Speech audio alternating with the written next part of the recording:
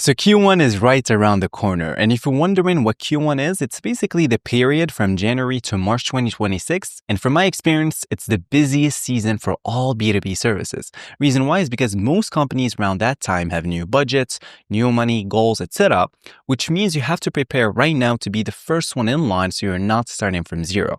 So the reason I'm recording this is because I want to give you guys what I'm going to be doing around this exact time to prepare so you guys can take what makes sense to you and implement this directly into your business. So let's get into it.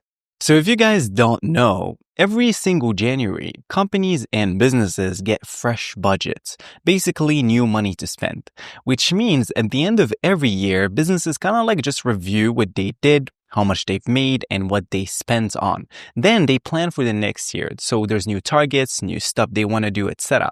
So when January hits, they finally get approved funds, which is money they will use in terms of like hiring, investing, and basically just do stuff that makes them grow, makes them more money. That's why around that time, everyone is looking for marketing agencies, sales agencies, recruitment agencies, software agencies, and so on. And another thing, since you are selling sales systems, January hits differently for decision makers. It's not just a new month, it's a new year, new possibilities, new energy. I mean, everyone feels this. There's a reason why they say new year, new me, right? New goals, right? So the same decision maker who was saying, for example, let's revisit next year is now saying, what do we need to do to make this our best year? So it's like a gym membership phenomenon, right? You guys already know, right? When everyone tries to hit the gym in like January to look good, but it's for B2B spending. So everyone is kind of like motivated to grow and invest in stuff. This means faster decisions, less people who are just shopping and will waste your time, more let's get this done energy, right? And here's the insider knowledge, because as you guys know me, I don't gatekeep anything. Most B2B companies allocate their sales and marketing money in Q4 for the following year. So by January, they already know they have like 200 to 300K for like sales development, or like lead generation. In reality, it just means we want to spend that money to get clients. So they're not trying to think about it or like find a budget. They're trying to use the budget they already have right now. So what you want to do is you don't want to wait till January and start stressing about where your next sales systems customer is going to come from, because panic mode is not healthy for your mental health or your wallet, right? You guys already know this about me. I'm all about building an identity, which is an operator identity. So you want to be selective and have options, right? And be self-sufficient, right? And whole. You are the operator that other people look at and think, how are they always crushing it, right? Well, it's because you prepared earlier. It's like the old Greek saying, you reap what you sow. You plant early, you harvest later. So suspend judgment and wait for the fruit.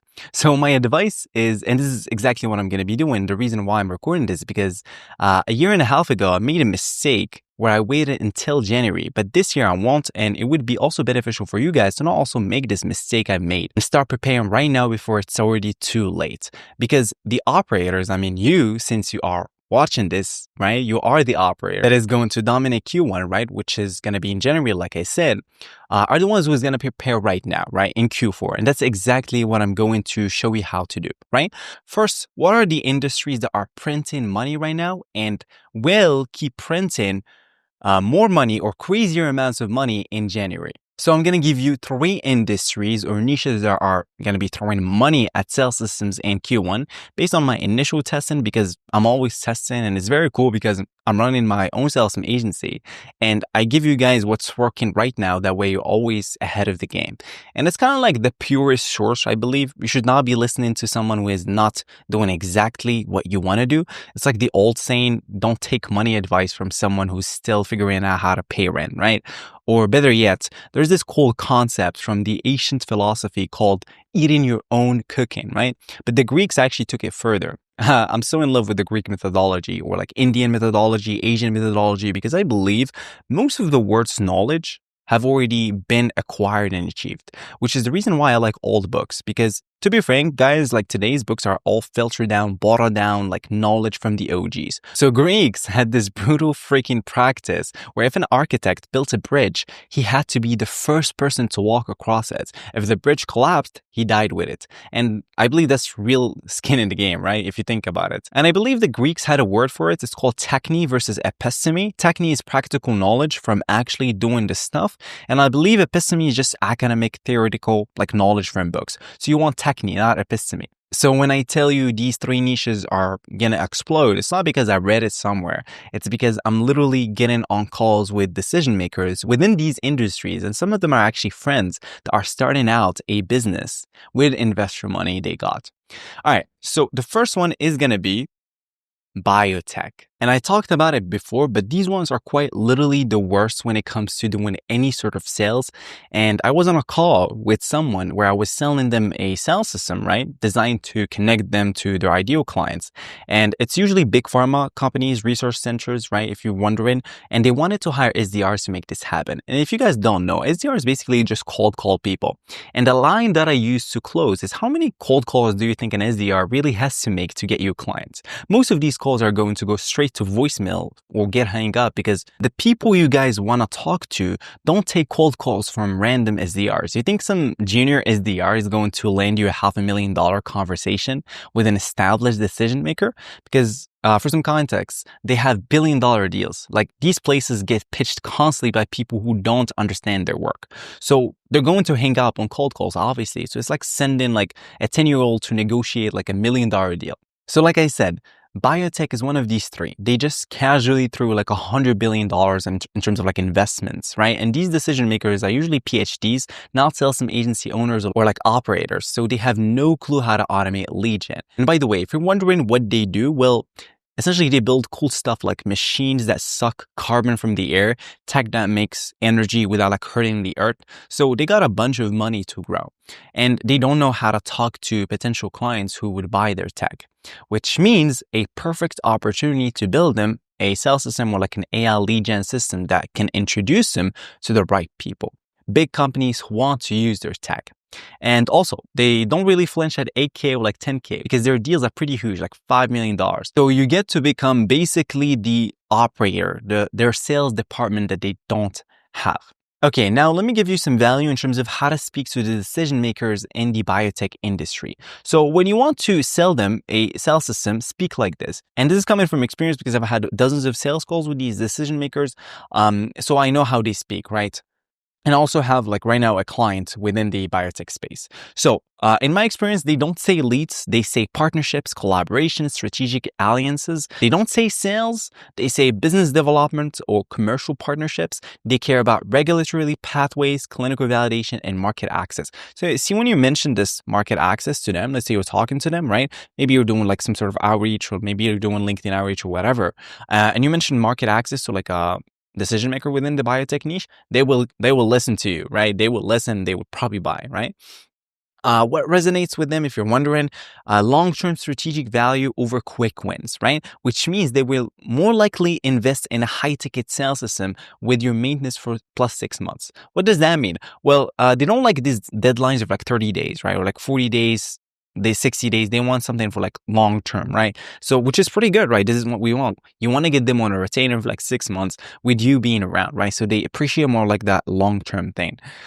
So your position is going to be, hey, I'll build you a sales system that finds research institutions showing active interest in whatever their specific therapeutic area. Now, if you're wondering, how do I know their specific therapeutic area?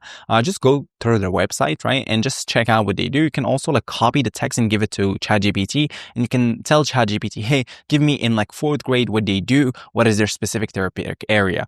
And you simply just kind of understand a little bit. And that's how you gain that knowledge and wisdom in terms of like any industry, right? That's how you do it, and you become unstoppable, right? Which is what I'm trying to explain to you right now, because I don't want to just give you the fish. You want to learn how to fish yourself so you guys become self-sufficient.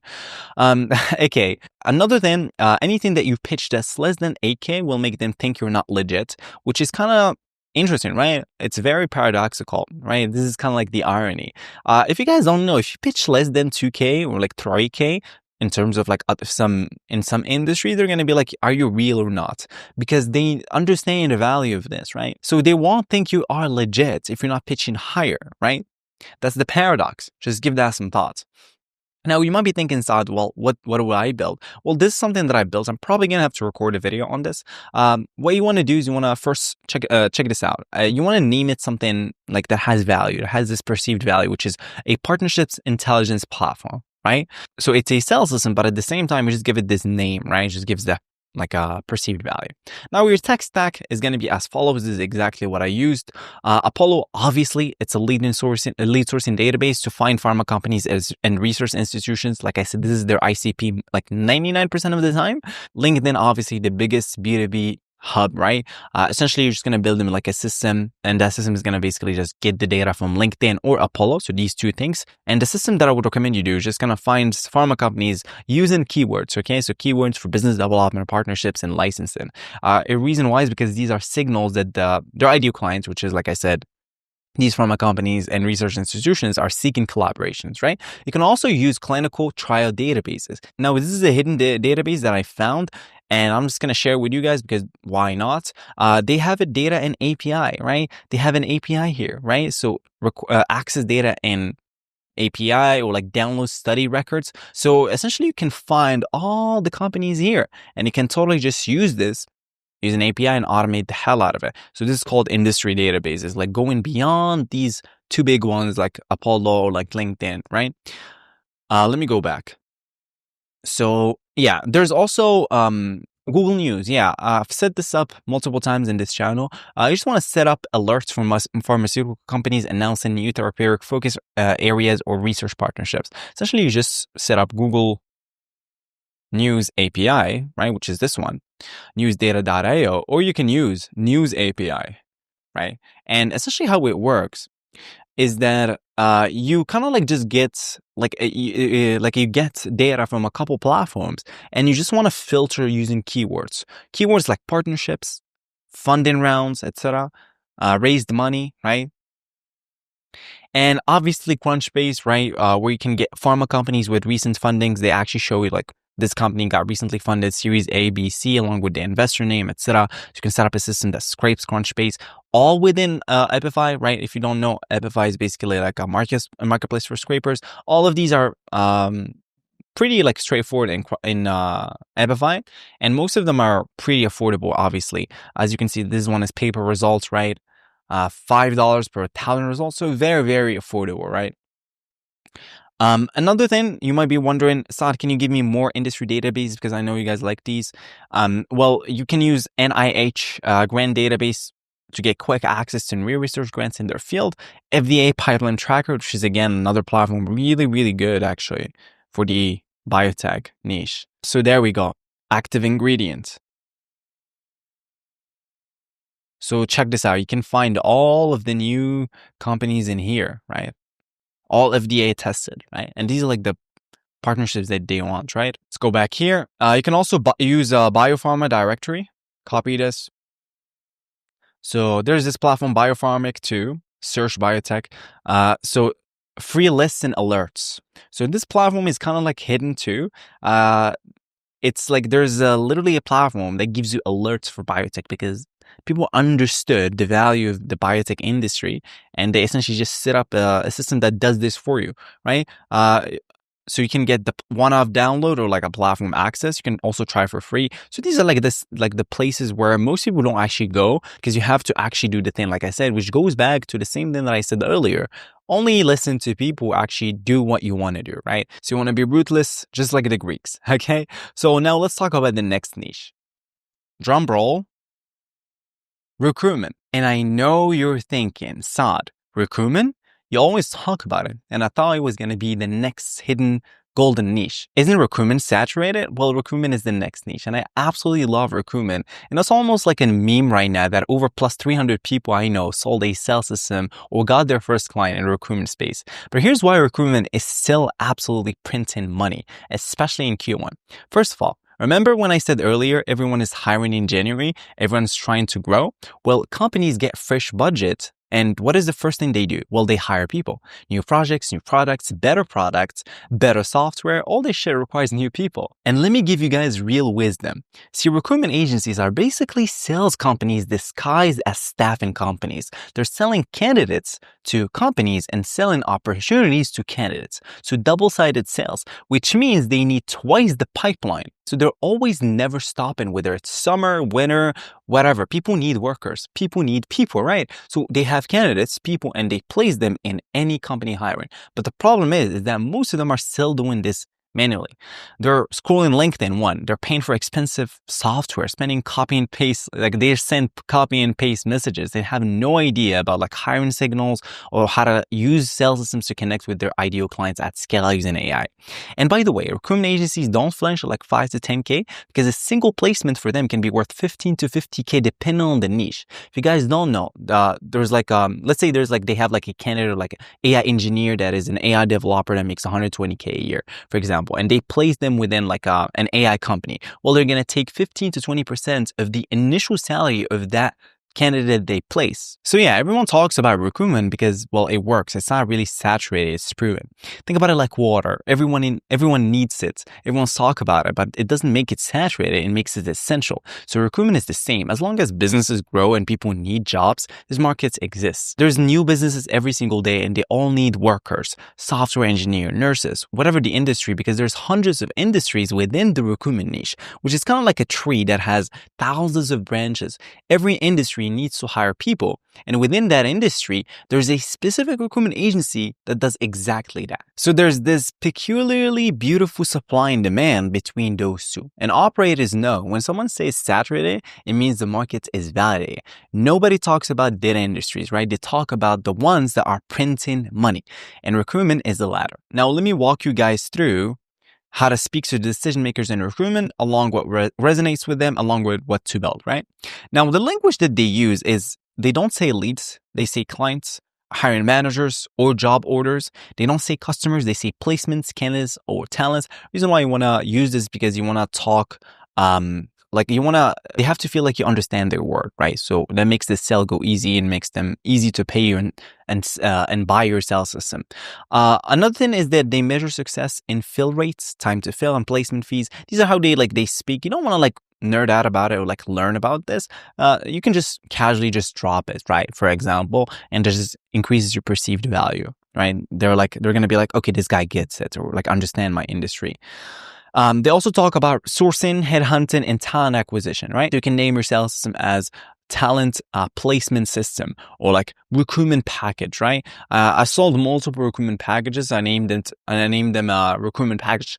This is something that I also use, which is kind of like a hack. Whenever you work with an industry, always name the system as the industry, even if it's the same, right? Let's say financial services, you can do like, financial services industry sales system for them, like come up with a cool name just for them because it feels like they like personalized just for them, right?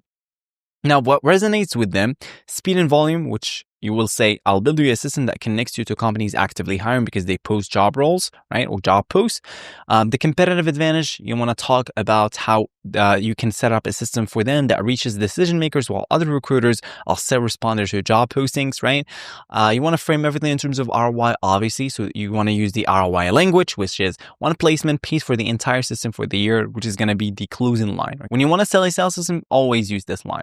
Now, what to build, obviously, you can build them an AI sales system and you can name it recruitment package. Your tech stack is going to be LinkedIn, jobs from Apify, so you can set up a system at N810 or like Mig.com that finds companies hiring, right? Either like from Glassdoor, Indeed, Wellfound. If you guys don't know, Wellfound is a really good platform. Let's say working with a recruitment niche, like a recruitment industry within the IT field. You can find here companies that are hiring, right? Let me go to Wellfound here. You scroll down.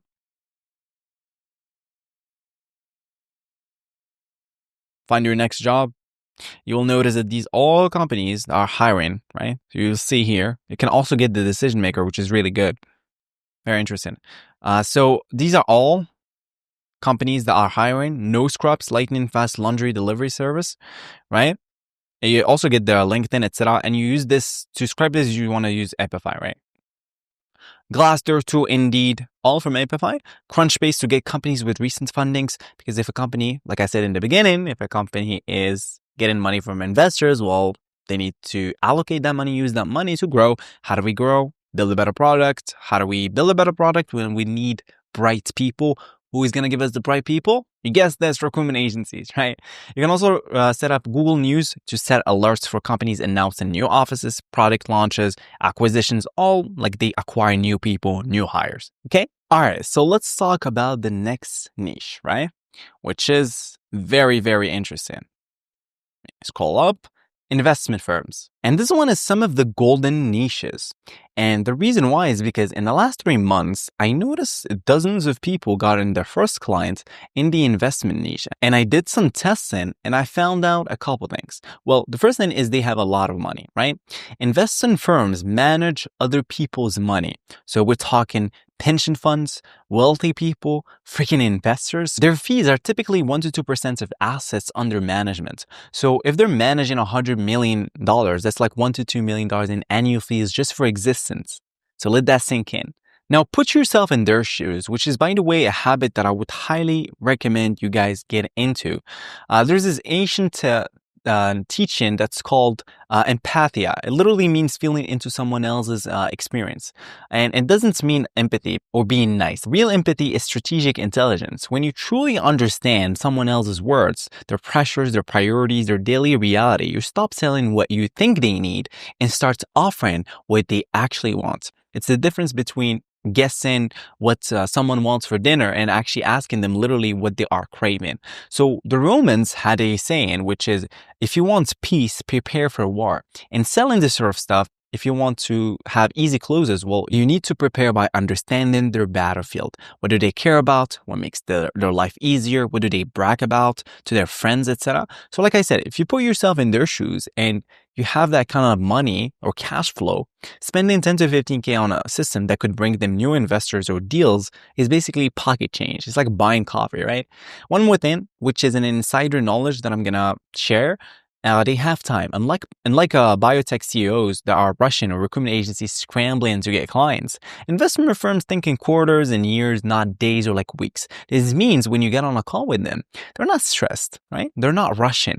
They're not trying to get off the phone. They'll actually listen to your entire pitch because evaluating opportunities is their job. That's literally their job, evaluating deals. So now they are evaluating this opportunity that you are presenting right now.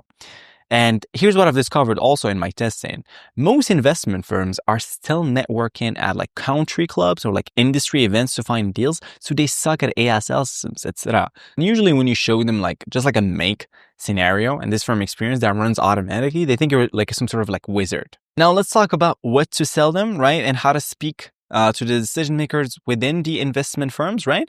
The language they use is they don't say customers, they say clients. They don't say leads, they say opportunities or pipeline. By the way, don't mention cold calling. They network, right? Because these are fancy people, right? They're like fancy schmancy. Like they network, they don't do cold calling. It's actually like, if you tell them to do cold call, they actually find that as an insult, which is, but yeah, they don't do cold call. They just do networking, right? And like, they just go to events, right? Now, what to sell them? The best way to show you what to sell them is like kind of like just give you like what kind of like people I know already closed and how I was able to help them deliver. This is a 6K deal from someone that I just recorded like probably a few days ago. I'm going to hear my voice right now. Look at this handsome guy. I don't know who is this guy, right? Yeah, so this was like 4 days ago. Maybe we are watching this a couple months from here. It could be a difference, right? So this is I believe someone who closed, it's like a member that closed like a 6K deal and I showed how to deliver. Yeah, 6K. This one, the next one is pretty huge. It's 11K. And let me actually show you. Closed one, 11,500 deal with an investment firm. Closed an investment in UK for 2.5K setup, right? This is the one it was, yeah, 3 months ago. So like I said, like I've noticed like I did spot patterns and I tried it and I thought I'd share with you guys so you guys also prepare for Q1, which is going to be in 2026. So hopefully you guys had value in this video. A little like recap. Prepare right now, right? you reap what you sow. So prepare right now so you can actually crush it and make tons and tons and loads of money in 2026, because I know you do. And like I always say, get out there, take action. I believe in you, and I'll talk to you soon. Peace.